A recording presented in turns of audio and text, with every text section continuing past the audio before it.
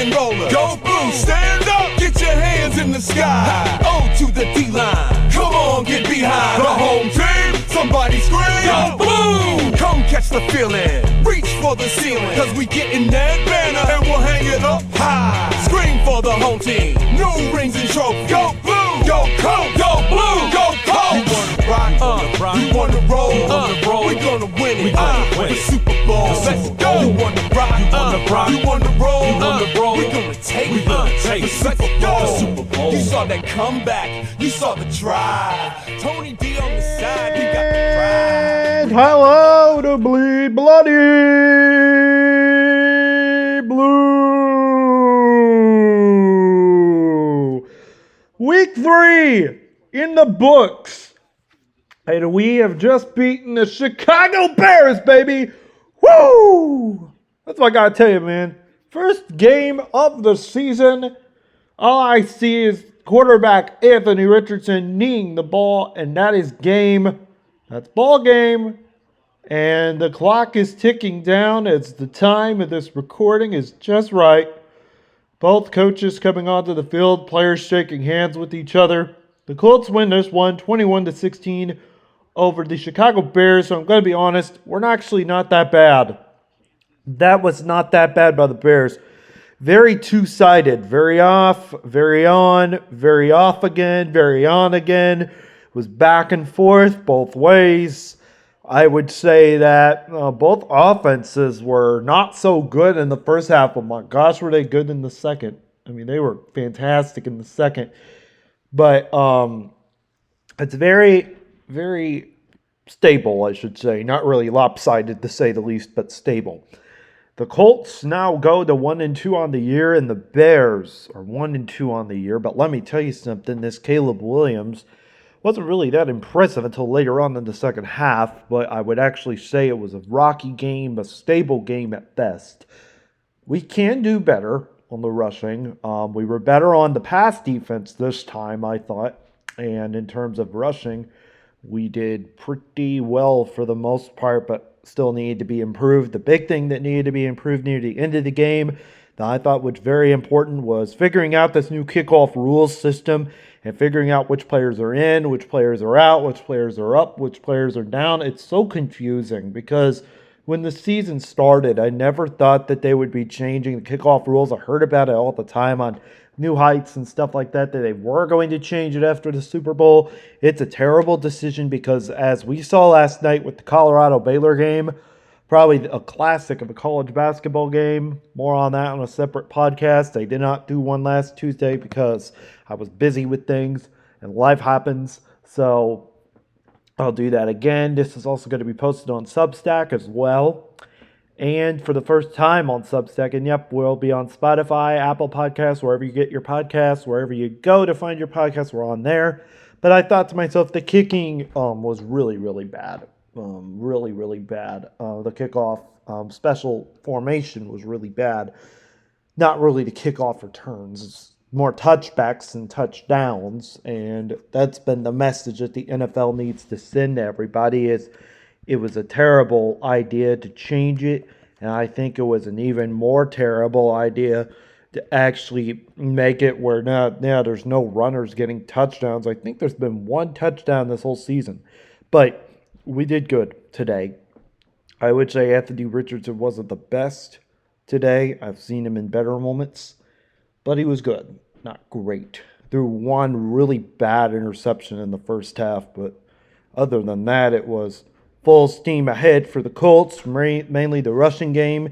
Jonathan Taylor, JT, really did a great job today along with TS and Trey Sermon. They both did an amazing job today. Rushing was impossible to stop for most of the Bears.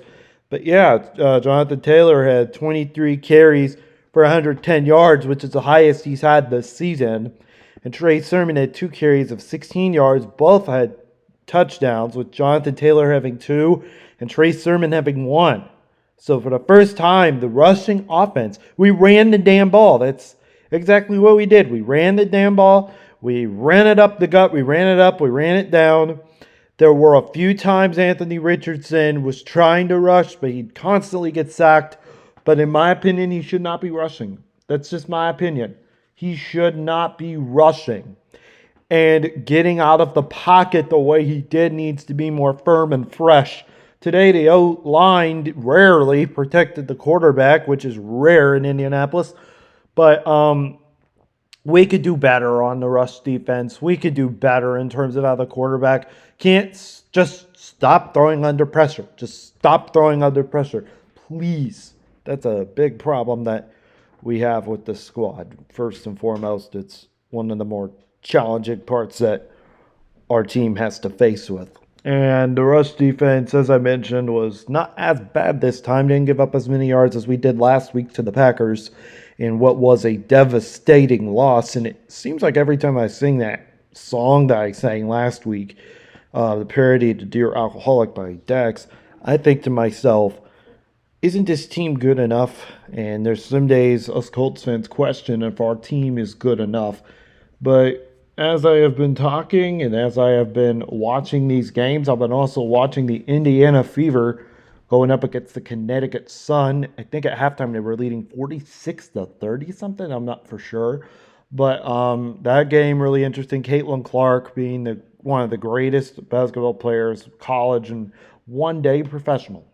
As it's been a rocky road for this team. They finally got back on a winning streak, so I wanted to give a shout out before we go to today's sponsor that we have your back here in Indiana Fever.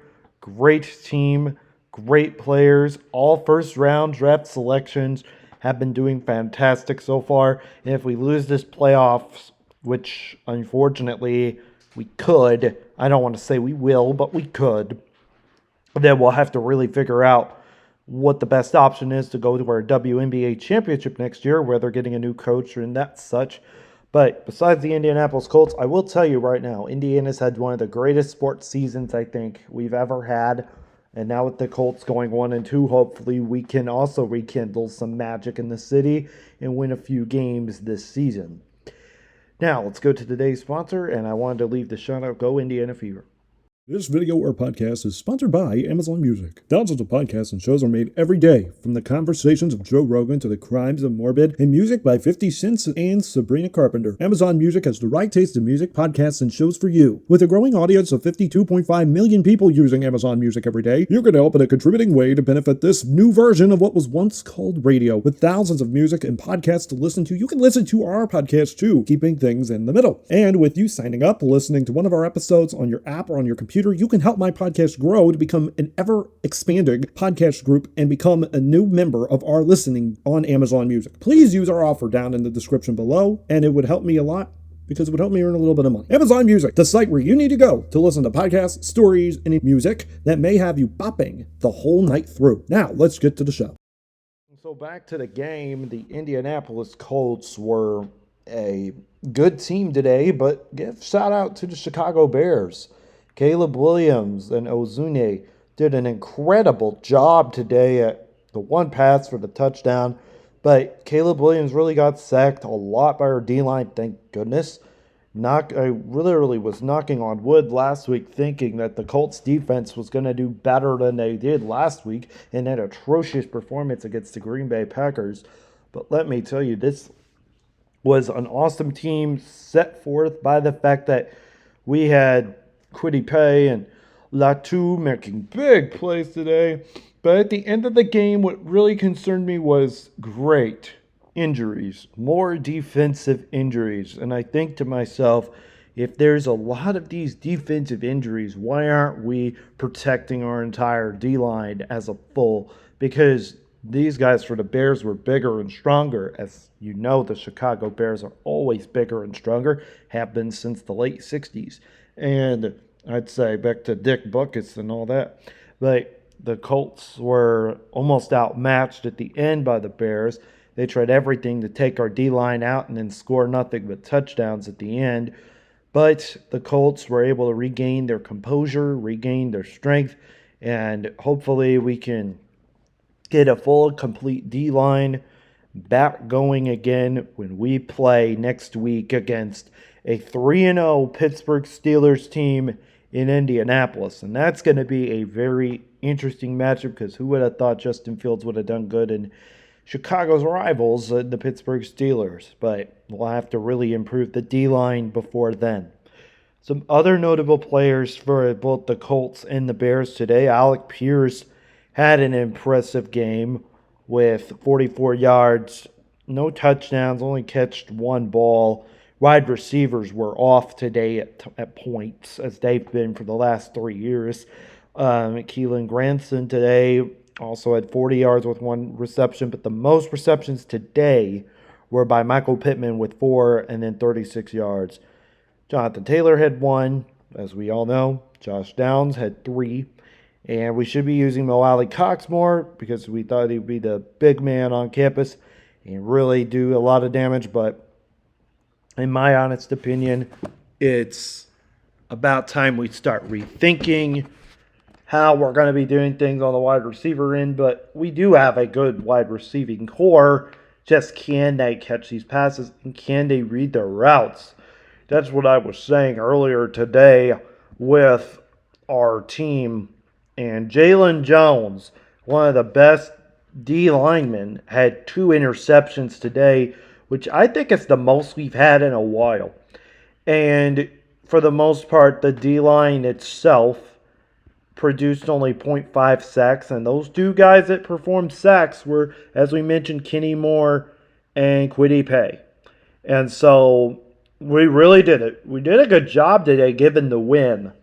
But now that means we're going to be second place in the AFC South. And as we play the Pittsburgh Steelers, which I cannot believe I can say that they're a tough opponent, we should be walking into a cupcake match where we're beating them 40-6 with a bad QB and a bad D-line. But instead we aren't. We're playing a really good Pittsburgh Steelers team that just got a win earlier today. And who would have thought that the Steelers, the Steel Curtain, really is getting treatment now that they never thought they would have with a quarterback that, again, as we saw with the Bears, their O-line was bad in the past. And today, I wouldn't say their O-line was bad, but they need to improve some. They got the quarterback. They just need to have the O-line figured out if they want to even be winning championships down the road. And the Colts, their O-line and their D-line are good enough to win games, but they're not good enough to keep a consistent regimen of games going and to keep a consistent wide margin of victory. As some of these teams like the Bears today, if it wasn't Caleb Williams and it was someone else, we should be blowing them out. We should just be blowing these teams out by 30, by 40. That's how it would be with Peyton Manning. But it sure isn't with these Bears. Or sure isn't with Anthony Richardson or Ari Feibendyke, as we call him on here. And so the Chicago Bears are going to be 1-2 on the year, and they're 0-2 in conference play, while we're 1-1 in conference play. And so, yeah, today was overall, to just basically summarize what today was, we were consistent. We were actually consistent for the first time this season. It was rocky at first, but then we got the hang of it. We even had triple numbers in the second quarter. We scored 7 points, third quarter 7 points, and fourth quarter 7 points. As many of you know, that adds to 21. And the Colts were basically doing their thing. I think a lot of the time Anthony Richardson looked shaky, but we were consistent. We were good enough to be consistent. And I would say that it wouldn't really hurt any fantasy owners if you got Anthony Richardson today, but his performance is something to be aware of if you were going to be selecting a quarterback on fantasy.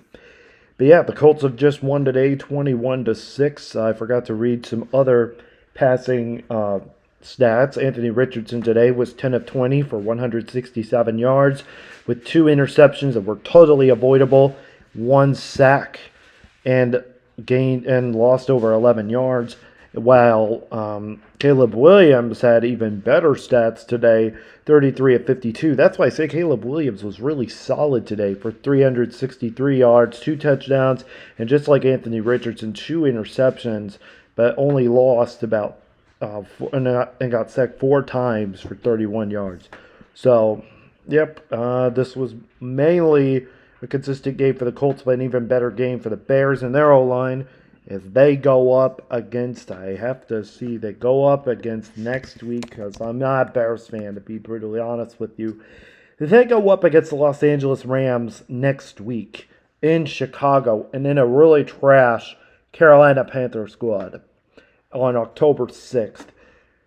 That is, the Panthers might win today against they might win against the Raiders.